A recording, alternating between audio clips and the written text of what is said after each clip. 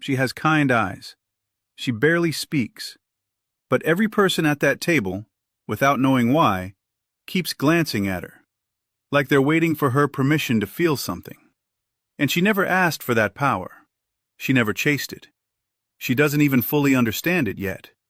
But it's there, radiating, quietly unmistakable. I want to tell you what's happening inside her, because once you understand it, you're going to look at your entire life differently. Most people spend their whole lives chasing influence. They buy the books, they take the courses, they study the body language, the negotiation tactics, the leadership frameworks, and they remain, fundamentally, forgettable. But there is a specific kind of person, one who is never trying to be powerful, one who spent decades being dismissed, drained, and underestimated, who becomes, almost without realizing it, the most psychologically formidable human in any room they enter. And the transformation doesn't begin at 20, it doesn't happen at 30, it doesn't even fully arrive at 40. It crystallizes somewhere in the wreckage of midlife, and what it produces is something most people never see coming. I've spent years studying behavioral psychology, human influence, and what actually separates people who merely survive from people who, over time, become genuinely untouchable.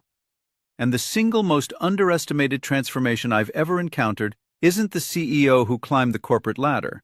It isn't the athlete who trained for a decade. It's the empath who finally stopped running from themselves. Stay locked in, because I'm going to walk you through exactly what happens inside the mind and psychology of an empath as they move through the second half of life. Why the very things that made them bleed in their younger years become the exact instruments of their extraordinary power later, and why the world never sees them coming until it's too late. Here's the first thing you need to understand about empaths, and most people get this wrong right from the start. Empaths are not weak. They were never weak. What they were, for most of their early lives, was misconfigured. Not broken, misconfigured. Like a military-grade computer running the wrong software. All that processing power, all that perceptive bandwidth being used for the wrong output. And the world sensed that processing power, the way predators always sense something valuable and took advantage of it, relentlessly and without guilt. An empath at 22 walks into a room and immediately feels the tension between the couple in the corner, senses the anxiety radiating off the man at the bar, notices the micro-expression of fear on the face of the woman who just smiled at her boss. They absorb it all, every bit of it, without a filter, without a firewall. And they spend the rest of the day carrying what doesn't belong to them, wondering why they feel exhausted from a night they were supposed to enjoy. This is the defining wound of early empath life. Not that they feel too much, but that they haven't yet learned what to do with what they feel. The signal is extraordinary. The system to process it hasn't been built yet. Carl Jung, who spent his entire career mapping the architecture of the human psyche, identified something crucial about this. He described what he called the feeling function, an orientation toward the world built around emotional attunement, relational depth, and sensitivity to others. And he noticed that certain people led almost exclusively through this function in the first half of their lives. Absorbing, giving, sacrificing, pouring themselves out like water from a jug that never seemed to run dry. But Jung also noticed something else. Something that the people in the middle of it rarely saw because they were too close to it. He noticed they were storing data. Every single interaction, every betrayal, every manipulation, every moment of being used or misread or taken for granted, none of it was actually lost. It was being filed, archived, cataloged at a level of emotional precision that most people aren't even capable of accessing. And that archive, that decade upon decade of human intelligence gathered not through observation, but through direct experience, that was building towards something. Something that wouldn't be visible for years, sometimes decades. And here's where it gets genuinely interesting. And I want you to pay close attention here because this next piece rewires how you see emotional sensitivity forever. Jung described what he called the inferior function. Now stay with me because this is where the real psychology lives. In psychology, The inferior function isn't your weakness in the ordinary sense. It's the capacity you suppressed. The part of yourself you learned to distrust, to downplay, to hide, because at some point life punished you for it or told you it wasn't safe. For empaths, the inferior function is almost always the thinking function. Logic, strategy, detachment. The capacity to assess a situation coldly, to draw conclusions without emotional interference, to say something is wrong without feeling guilty for noticing. Young empaths suppress this function. They push it into what Jung called the shadow, the psychological basement where everything we don't want to look at gets stored. They suppress it because they were taught that cold logic and deep feeling can't coexist. They suppress it because every time they started to think strategically, someone made them feel heartless. So they chose warmth over clarity, connection over discernment. And they paid for that choice repeatedly, in relationships that drained them, in people they carried who never carried them back, in situations they stayed in far too long because leaving felt cruel. But Jung understood something that nobody around them understood. He understood that you cannot suppress a function forever. The psyche doesn't allow it. What gets buried doesn't disappear. It builds pressure. And eventually, in the second half of life, it surfaces. Not as an explosion, not as a breakdown, as an integration. And when an empath's emotional intelligence, that lifetime of accumulated human data, merges with a newly activated thinking function, the result is something so psychologically powerful that most people around them can't even fully articulate what they're witnessing. They just feel it. They just know, somehow, not to try certain things with this person anymore. Let me make this concrete, because abstract psychology only goes so far. Imagine a woman who spent her 20s and 30s as the person everyone called when their world fell apart. She was the one who answered at 2 a.m. She was the one who canceled her own plans to show up for someone else's crisis. She was the one who, in every relationship, loved more, gave more, forgave more, and got less. She was told she was too sensitive, too emotional, too much. So she became quieter about what she felt and louder about helping others feel better. Now imagine that same woman at 52. She's been through 2 significant betrayals, the kind that don't just hurt you, but fundamentally change how you see the world. She's been through a relationship that slowly dismantled her sense of self. She's been through the long, grinding work of rebuilding. And somewhere in that rebuilding, something shifted. She stopped explaining herself to people who had already decided who she was. She stopped showing up for people who were never available when she was the one who needed showing up for. She stopped making herself smaller so other people could feel bigger. Not out of bitterness, out of clarity. The kind of clarity that only comes from having been through enough to finally know the difference between what matters and what's just noise. She still feels everything, don't misunderstand that. The sensitivity didn't go anywhere. But it's no longer running unmanaged. It's running through a filter built from every experience she survived. And what comes out the other side isn't raw emotion anymore. It's something closer to radar. High precision, hard-won, bone-deep human intelligence. This is what Jung called individuation. And for empaths, it's not a gentle process. It's a complete psychological restructuring. It's the moment when the self that was built to please others begins to dissolve, and the self that actually exists underneath, the real one, the complete one, begins to take its place.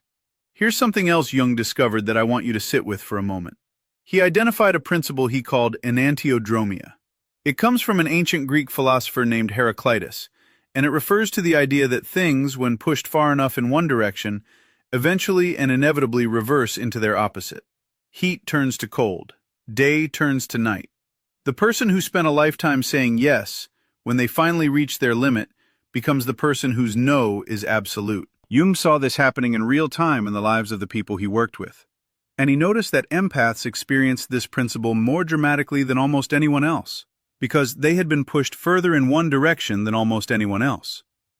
The empath who forgave everything eventually becomes the one whose forgiveness must be earned and is not guaranteed. The empath who always had time for everyone eventually becomes the one who guards their time with a quiet, unmovable resolve. The empath who was the emotional anchor for every room they entered eventually becomes the one who requires emotional reciprocity before they'll invest anything real.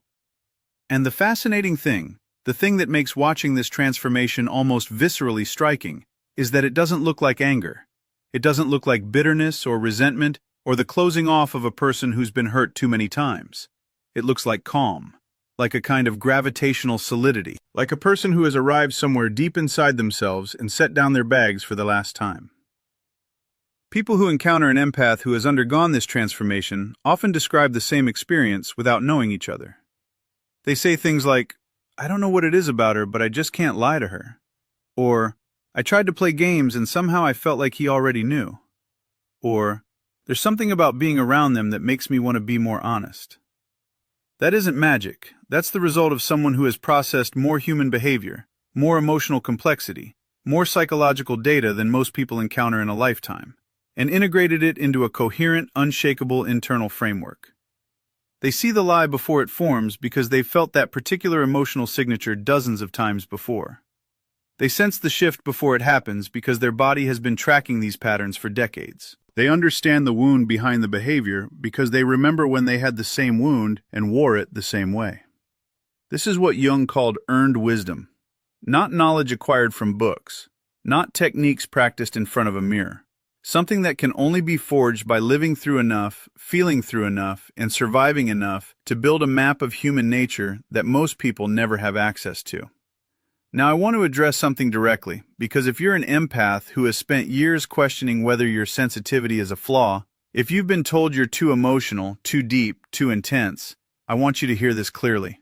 The sensitivity is not the problem. The sensitivity was never the problem. The problem was that it was operating without the support structure it needs, without boundaries, without discernment, without the strategic clarity that comes from integrating your thinking function. Without those things, sensitivity becomes a liability, something that bleeds you dry and leaves you confused about why the people you gave everything to never seem to understand what that cost you. But with those things, with the full integration that only time and experience can produce, that same sensitivity becomes something else entirely. It becomes a precision instrument. It becomes the thing that makes you the most difficult person in the world to deceive, the most effective person in the world at understanding what's actually happening beneath the surface of a conversation, the most genuinely powerful presence in any room, not because you're demanding attention, but because you're reading everything that everyone else is missing. There's a reason that across cultures and throughout history, the people sought out for genuine counsel, the people trusted with the most important decisions, the people described as having some kind of deep, hard-to-define wisdom, were almost never the loudest people in the room. They were almost always the ones who had lived the most, felt the most, processed the most, and come out the other side not harder, but more distilled. You know what distillation actually is? It's the process of applying heat to something, pressure, difficulty, intensity, until everything impure burns away and only the most essential elements remain. That is what midlife does to an empath who has the courage to keep going, to keep feeling, to keep processing instead of numbing out. It burns away the performance. It burns away the need for approval. It burns away the compulsive self-sacrifice that was never generosity. It was fear dressed up as kindness. And what remains after that burning is something that is completely, irreducibly real. Carl Jung wrote that the greatest tragedy isn't growing old. The greatest tragedy is growing old without becoming conscious. And what I've come to understand through years of studying human psychology and behavior is that empaths who survive the second half of life aren't just becoming conscious. They're becoming awake in a way that most people never experience because most people never went deep enough in the first place to have anything real to wake up from. The person who felt everything and was destroyed by it becomes the person who feels everything and is directed by it. That is the transformation. That is what nobody around them predicted. That is what nobody prepared for, least of all the empath themselves. So let me describe what this actually looks like in practice, in a way that I think will resonate deeply if you're somewhere on this path. At some point, and you will know exactly what point I'm talking about if it's already happened, the empath stops arguing. Not because they've given up and not because they have nothing left to say, but because they have finally understood something profound. The right people don't need an argument. and the wrong people won't hear one, no matter how perfectly constructed it is. So the energy stops going into convincing and starts going into discernment, into identifying, with a speed and accuracy built from decades of experience, who falls into which category. At some point, the empath stops showing up to prove themselves. They stop trying to demonstrate their value to people who have already decided they're disposable. They stop the performance of worthiness, not because they become cold, because they finally understood at a cellular level that their worth was never up for negotiation. It never required demonstration. It was always there, running underneath all the frantic effort to make other people see it. At some point, the empath's presence changes.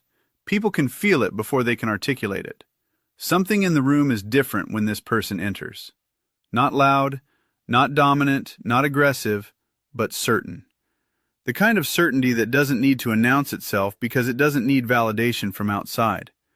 The kind of certainty that only comes from having walked through fire repeatedly and discovered each time that you're still standing. And here's the thing that I find most extraordinary about all of it. The empath who reaches this point, the one who has integrated their shadow, who has activated their thinking function, who has completed the long, painful, essential work of individuation, they don't become less compassionate. They become more precisely compassionate. They have the capacity to feel the full weight of another person's pain and simultaneously maintain the clarity to not be consumed by it. To hold space for someone without disappearing into that space. To give from a place of genuine abundance rather than from a frantic fear of what happens if they stop giving. This is the version of an empath that the world doesn't see coming. This is the version that has no blueprint in popular culture, no archetype in the movies, no reference point in the conversations people have about sensitivity and emotional intelligence. Because it doesn't fit any of the familiar categories. It's not the wounded healer. It's not the burned-out giver. It's not the bitter person who closed themselves off to protect what was left. It's something that doesn't have a clean label because it's genuinely rare. It's a person who is fully alive, who feels everything without being destroyed by anything, who understands people at a depth that took decades to develop and cannot be shortcut, who has learned through the only curriculum that teaches this particular lesson, the curriculum of real experience, real loss, real betrayal, and real rebuilding, who has learned exactly what they are worth, and exactly what they are willing to do with the time they have left. They are not diminished by age, they are refined by it. They are not quieter because they have less to say, they are quieter because they have finally learned that speaking only when it matters is one of the most powerful things a human being can do. They are not slower because they have lost their urgency. They are slower because they understand, with a certainty that only experience can provide, that the right timing is everything, and that rushing is almost always a form of anxiety masquerading as productivity. And if you are somewhere in the middle of this process, if you are in the part that feels like burning rather than refining, if you are in the part where the old version of you is clearly not working anymore, and the new version hasn't fully arrived yet, I want to tell you something that I believe with complete conviction. What you are going through is not a breakdown. It is a necessary architectural revision of a structure that was never designed to hold the full weight of who you actually are. And what comes out the other side, if you have the courage to feel it instead of running from it, if you have the discipline to process it instead of numbing it, if you have the patience to trust that the becoming is worth the burning, what comes out the other side is the most powerful version of a human being I have ever encountered in any field of study. Not powerful in the way that word is usually used. Not loud, not dominant, not aggressive, not positioned. Powerful in the ancient sense of the word. Powerful the way a deep river is powerful. Not because it crashes and roars, but because nothing can stop where it's going. That woman at the dinner table, the one with the kind eyes and the quiet presence, the one everyone keeps glancing at without knowing why, she is not performing anything. She has nothing left to prove and no one left to perform for. She arrived, finally, at herself. And that arrival is so rare and so complete and so unmistakably real that every other person in the room can feel it. This is what time does to an empath who does not give up. This is what Jung understood about the second half of life, what most people miss entirely, and what I believe is one of the most important things any sensitive person can hear when they're in the middle of wondering whether all of it, all the feeling, all the suffering, all the carrying and giving and losing and rebuilding, was worth it. It is not just worth it. It is the whole point.